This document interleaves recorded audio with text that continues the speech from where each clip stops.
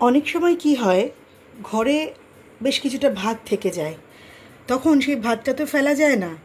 আর সেই ভাতটাকে তখন ভাতের মধ্যে দিতেও ভালো লাগে না, বাসি ভাত রাখা আছে। ঠিক এরকম সময় ভাত ভাজা করে নেবেন।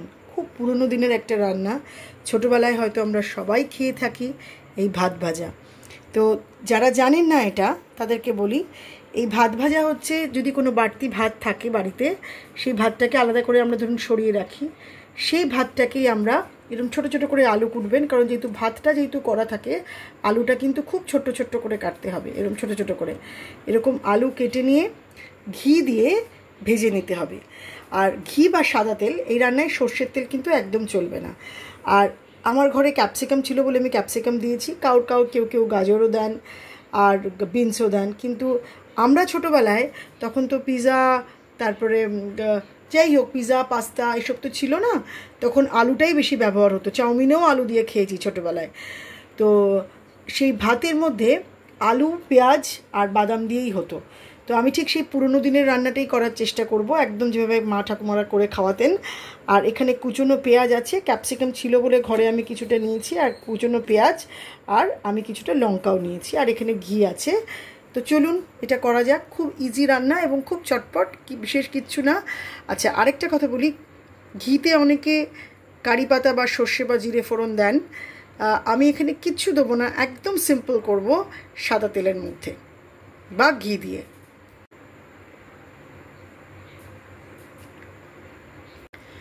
আপনারা দেখছেন সুধা লীলার হেসেল, আর আমি আপনাদের সামনে সংযুক্তা। চলুন রান্নাটা শুরু করা যাক। কড়াইতে ঘি দিয়ে প্রথমে আলুটাকে একটু নুন হলুদ মাখিয়ে, অল্প করে নুন হলুদ মাখিয়ে ভেজে নেব। আচ্ছা, এখানে একটা কথা বলি, যেটা আমি আগেও বললাম, সেটা হচ্ছে অনেকে এখানে ফোড়ন দেন, জিরে দেন, বা অনেকে অল্প করে কারি পাতা দেন, আর আরেকটা যেন কি সর্ষে ফোড়ন দেন। আমি এখানে কিচ্ছু দিলাম না, একদম ঠিক যেভাবে ছোটোবেলায় খেয়েছি ঠিক সেভাবে।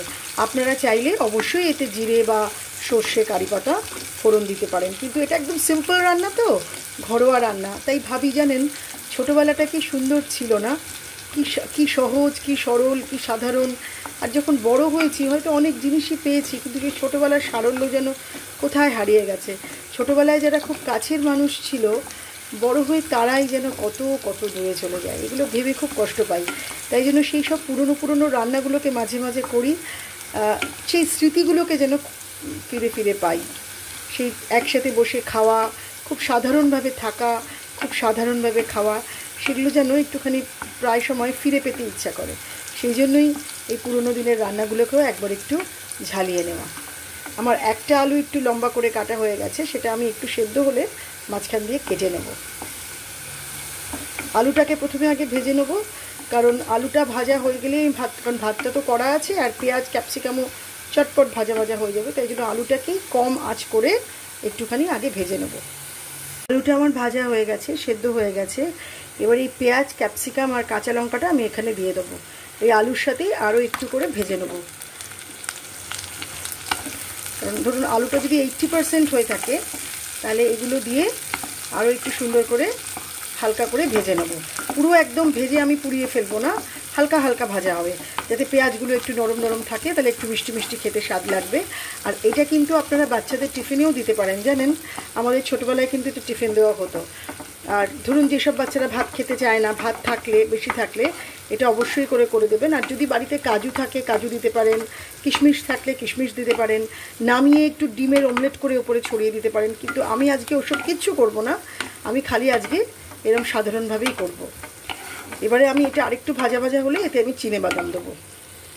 পেঁয়াজটা কিন্তু একদম লাল লাল করে পুরো ভেজে তুলবেন না, পেঁয়াজটা আগে ভাজবেন না।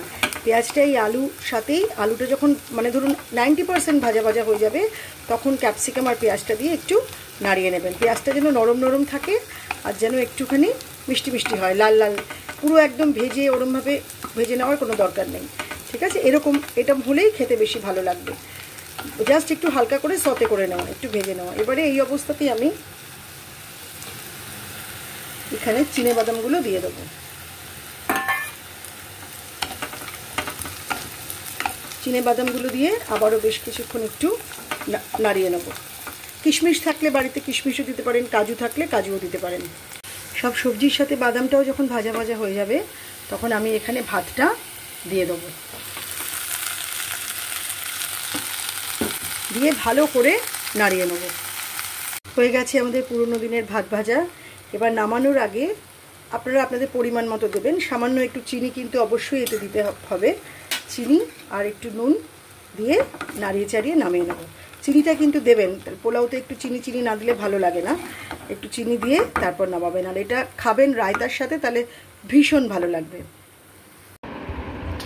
হয়ে গেল আমাদের ভীষণ একটা ঘরোয়া রান্না, কিন্তু দারুণ খেতে, ভাত ভাজা। তো পুরনো দিনকে ফিরিয়ে আনার জন্যই পুরনো দিনের নিরলস প্রয়াস আমাদের সবারই থাকে। সেই সব রান্নাগুলোকে করে করে খেলে মনে হয় যেন সেই ছোট্টবেলায় চলে গেছি। আর আমি এটা সার্ভ করব রায়তার সাথে।